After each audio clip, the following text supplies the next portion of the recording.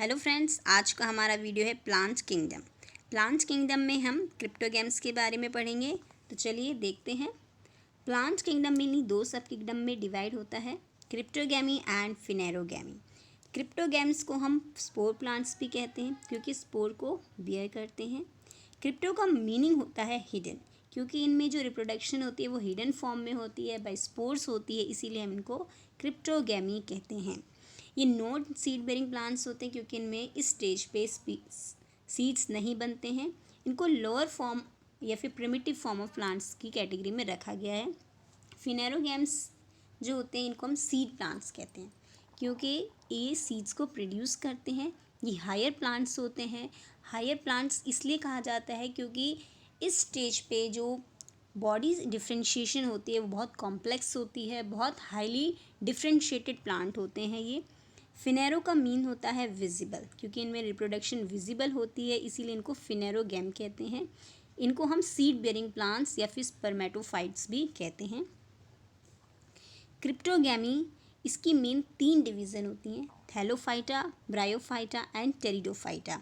तो चलिए एक एक करके थैलोफाइटा, ब्रायोफाइटा एंड टेरिडोफाइटा के बारे में जानते हैं। थैलोफाइटा, इनका जो पहले इनके हैबिटेट के बारे में देखते हैं। ये बहुत मॉइस्चराइज कंडीशन में पाए जाते हैं। मॉइस्चराइज क्या, मेनली जहाँ पे वाटर प्रेजेंट होता है वहाँ पर ये पाए जाते हैं मोस्टली, इसीलिए इनको एक्वेटिक कहते हैं। ये मोस्टली एक्वेटिक होते हैं और जहाँ पे बहुत ज़्यादा मॉइस्ट या फिर जो वेट प्लेसेस होता है वहाँ पे ये पाए जाते हैं। इनकी बॉडी अनडिफ्रेंशिएटेड होती है। अनडिफ्रेंशिएटेड बॉडी को थैलस कहा जाता है, इसीलिए इनका नाम थैलोफाइटा होता है। थैलस से इनको नाम मिला है थैलोफाइटा, क्योंकि इनकी बॉडी डिफ्रेंशिएटेड नहीं होती है। आप इसको as a root, stem and leaves की तरह रिकॉग्नाइज नहीं कर सकते हैं जैसे कि हायर प्लांट्स में किया जाता है। इनके अंदर वास्कुलर सिस्टम एब्सेंट होता है। आप जानते हैं कि जो हायर प्लांट्स होते हैं उनके अंदर वास्कुलर टिश्यू प्रेजेंट होते हैं, जैसे कि जाइलम एंड फिलियम। जाइलम का काम होता है कि वो रूट से वाटर को शूट पार्ट तक लेके जाता है, प्लांट के मतलब लीव्स तक, स्टेम तक वाटर को प्रोवाइड करता है। फिलियम जो होता है वो जो फूड बनाता है प्लांट, उसको पूरी प्लांट के अंदर सर्कुलेट करता है, लेकिन ये वास्कुलर टिश्यूज़ थैलोफाइटा में एब्सेंट होते हैं। इनके अंदर फोटोसिंथेटिक पिगमेंट पाया जाता है, इसीलिए इनको फोटोसिंथेटिक प्लांट कहते हैं। थैलोफाइटा के अंदर क्लोरोप्लास्ट होता है, क्लोरोफिल होता है। इनका साइज़ बहुत वेरिएबल होता है, ये माइक्रोस्कोपिक से लेके मैक्रोस्कोपिक तक होते हैं। इनके best example algae, fungi and lichens होते हैं। थैलोफाइटा के अंदर सेक्स ऑर्गन और जाइगोट वो भी यूनिसेलुलर होते हैं। मोड ऑफ रिप्रोडक्शन इसमें 2 होती है, असेक्सुअल भी होते हैं और सेक्सुअल भी होते हैं। असेक्सुअल रिप्रोडक्शन इनमें मेनली स्पोर्स से होती है, जिसको हम माइटोस्पोर्स कहते हैं। Asexual reproduction by spores called mitospores and sexual reproduction thallophyta में मेनली हैप्लॉइड लाइफ साइकिल से होती है। मैंने हैप्लॉइड लाइफ साइकिल के लिए एक वीडियो बनाया है, आप उसमें हैप्लॉइड लाइफ साइकिल के बारे में देख सकते हैं। Now comes to Bryophyta. Bryophyta थोड़ा सा ये हाईली डिफ्रेंशिएटेड थोड़ा सा डिफ्रेंशिएटेड होता है एज़ कम्पेयर टू थैलोफाइटा। इस स्टेज पे थोड़ा सा लीफ और स्टेम लाइक स्ट्रक्चर बनने शुरू हो जाते हैं। रूट्स तो एब्सेंट होती है लेकिन राइजॉइड्स बनने शुरू हो जाते हैं। ब्रायोफाइटा को एम्फीबियंस ऑफ प्लांट किंगडम कहा जाता है, क्योंकि जहाँ पर बहुत ज़्यादा मॉइस्चर होता है वहीं पर ये बनते हैं और इनको सर्वाइव करने के लिए वाटर की बहुत ज़्यादा ज़रूरत होती है, अदरवाइज ये सर्वाइव नहीं कर पाएंगे, इसीलिए इनको एम्फीबियंस ऑफ प्लांट किंगडम कहा जाता है। Body is not well differentiated but leaf like and stem like structures are present at this stage. True roots are absent. Instead of true roots, rhizoids are present. Habitat, ये rotting log of trees में पाए जाते हैं। Rotting log means होता है कि जो पेड़ डेड होते हैं, जो टूट जाते हैं, जैसे आप जंगलों में भी देखा होगा बहुत से पेड़ गिर जाते हैं, वो सड़ जाते हैं, तो जो डिस्ट्रक्टिव फॉर्म में होते हैं, जो डेड प्लांट्स होते हैं, उनमें भी ये ब्रायोफाइटा उगने शुरू हो जाते हैं।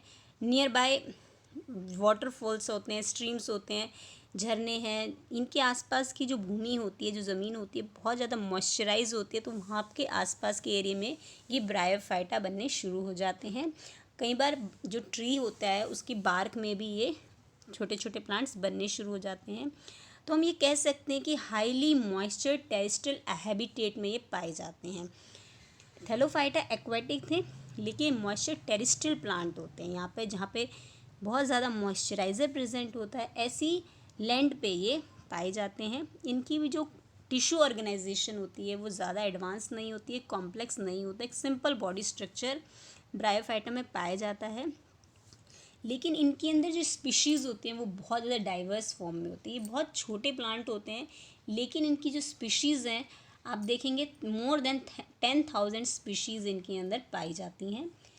एग्जाम्पल्स हैं इनके मॉसेस, लिवरवॉर्ट एंड हॉर्नवॉर्ट्स। ब्रायोफाइटा को आपने कई जगह मॉस के नाम से भी जाना होगा, क्योंकि मॉसेस कितनी ज़्यादा स्पीशीज़ होती हैं उसके बिहाफ पे ही ब्रायोफाइट को मॉसेस भी कहा जाता है। लाइफ साइकिल दैट मीन्स इसमें मोड ऑफ रिप्रोडक्शन की बात की जा रही है। लाइफ साइकिल होती है ब्रायोफाइट में 2 generation life cycle, that means alternation of generation होती है कि एक लाइफ साइकिल के बाद दूसरी लाइफ साइकिल इसमें चलती रहती है। 2 लाइफ साइकिल एक साथ चलती हैं इसमें। पहले होती है गैमेटोफाइट और दूसरा आता है स्पोरोफाइट। लाइफ साइकिल में पहले होगी गैमेटोफाइट और फिर दूसरी लाइफ साइकिल होगी स्पोरोफाइट। गैमेटोफाइट इंडिपेंडेंट होती है और पहले आती है। ब्रायोफाइट की लाइफ साइकिल में पहले गैमेटोफाइट लाइफ साइकिल आएगी, फिर गैमेटोफाइट लाइफ साइकिल के बाद स्पोरोफाइट आती है। स्पोरोफाइट डिपेंड करती है गैमेटोफाइट पे और उसके बाद गैमेटोफाइट आती है। तो इस तरह से एक लाइफ साइकिल चलती रहती है। ब्रायोफाइट्स मेनली स्मॉलर प्लांट्स होते हैं, इनका साइज़ ज़्यादा बड़ा नहीं होता है। ये approximately 15 centimetre up to the 15 centimetre पाए जाते हैं। इनको श्रब की कैटेगरी में रखा गया है। इनके अंदर सीड्स, फ्लावर, फ्रूट्स ये सब एब्सेंट होते हैं, लेकिन इनके अंदर क्लोरोफिल पाया जाता है।